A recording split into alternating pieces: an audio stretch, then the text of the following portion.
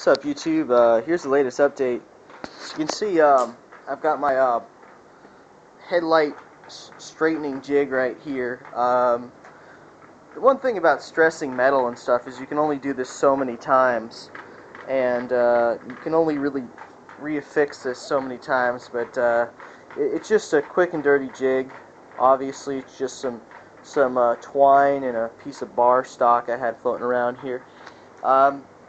Unfortunately, one of the screws got sheared off when she dropped, and you can't see it right now because I removed it. Luckily, that one was not really jammed in there really bad, and the cap stayed on. One of the screws was completely good, so I just need a replacement for that. She got straightened out, so no problem there. Whatever I did to it, I was just really just cleaning connections and just screwing out with spark plugs, but she starts up on all 4 cylinders here. Hold on a second.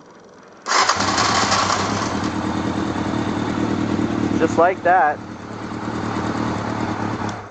So, as you guys can see, it's actually idling not too bad. I don't want to even call that a hot start because it's only been running for, I don't know, 20 seconds or so. Took off the right throttle because this thing, when it was dropped, as you can see, it's not mounted to. Now it is. Unfortunately, right brake handle cracked. So this is aluminum right here. If this was steel, I'd take a long, hard think about re-welding it together. But I don't know. That just seems like the wrong part to try and fix. Just something too important. Bearing surface and all that, completely fine, but she did crack off. The right peg busted off too. A little pissed off about that. The good news is it's still running good. I got it back to normal again. Very happy about that one. I found out the secret to the light situation is all it was just a starter switch was just sticking. Hopefully you guys at home can see this. I don't know how well. There it goes. It was just that one switch just sticking. That's all the difference was. So I don't know if that's even really need to be fixed as much as I just need to press on it after I start the bike and just make sure that it doesn't turn off while the bike's rolling around. You know, if I hit 90 miles an hour or something and all of a sudden the lights turn off, obviously I'll notice that. But that's the moment where I need to start thinking about fixing that one. I think it's kind of a nice gizmo, to be honest with you. Just a way to just turn off the lights at whim just by touching the starter, not contacting the starter, but just rocking it slightly to the right. Let me see. Speedo still not working. That's the next thing I got to work on right here. It's idling nicely right now. I actually might have a hookup for that left tail light for cheap, and that's what I'm about. Possibly this gizmo right here. So you guys at home, the cylinder's working, and it's not impossible to make a key for it. But the problem is that the linkage inside was totally effed. And it's like, do I really want to re-weld a little dinky lever inside there and then like re-glue this and hope it works and then be gentle with it, whenever I use it? So in the meantime, it's just a piece of string right here to a washer, just as the means of opening that. I'm not taking this thing around at the moment. Missing a bracket right here, but obviously, it's not in driving condition. I do have a hookup for an air box, and that's the next thing that's got to go on here, because, you don't want, random crap just get sucked into the engine and so forth. Might have a hookup for a front cowling, which would be kind of nice. Don't need it, but it'd be kind of nice. And then some paint. So we've come a long way, made a key for this thing, charged up the battery, cleaned the carburetors, fine-tuned it. All 4 cylinders are running nicely, it idles nice. Quote-unquote fixed the lights, straightened the headlight bars a couple of times now. Everything seems to be working. Of course, I need one of these guys for the right side. I might tidy this up here. This looks like it's been rewired a couple of times. Just some zip ties, just keeping everything nice in place and so forth. Rear seat looks like garbage. Might have a replacement seat and a rear seat from a hookup there. And this is a budget bike.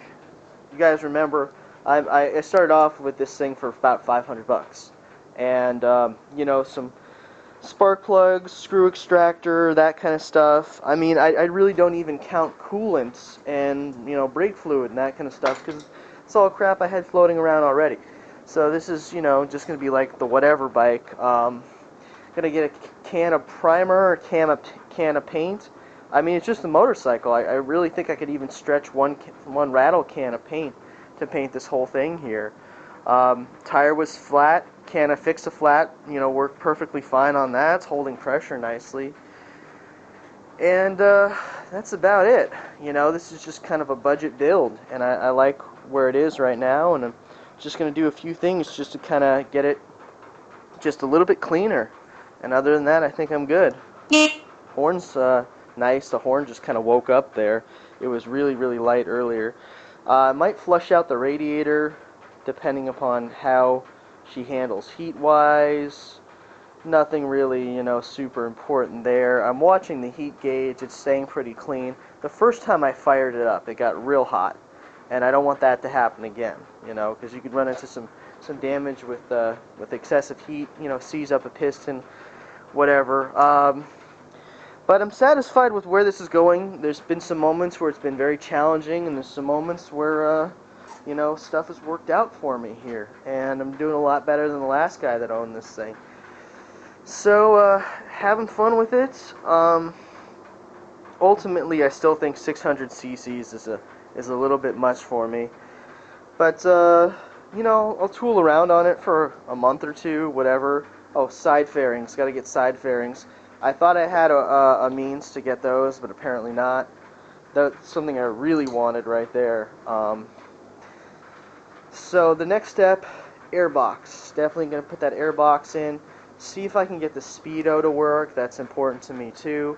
Obviously you need a new brake handle. I'm hoping that those are universal. I don't know. I'd be really happy to know that those are a universal part and all handles are the same, at least within Yamahas. New side turn signal light and all that, and should be ready to hit the road again. Probably wouldn't be the worst idea to clean up the chain and make sure the clearance and the slack is good. That's about it for now. Some nice primer, some nice paint, just kind of cleaning it up a little bit, and yeah, pretty much there. Project's come along not bad. Like I said, the transmission kind of woke up. It was very sticky. It didn't really want to shift around too frequently, but it woke up, and I'm happy for that. Until the next video, YouTube, that's about it.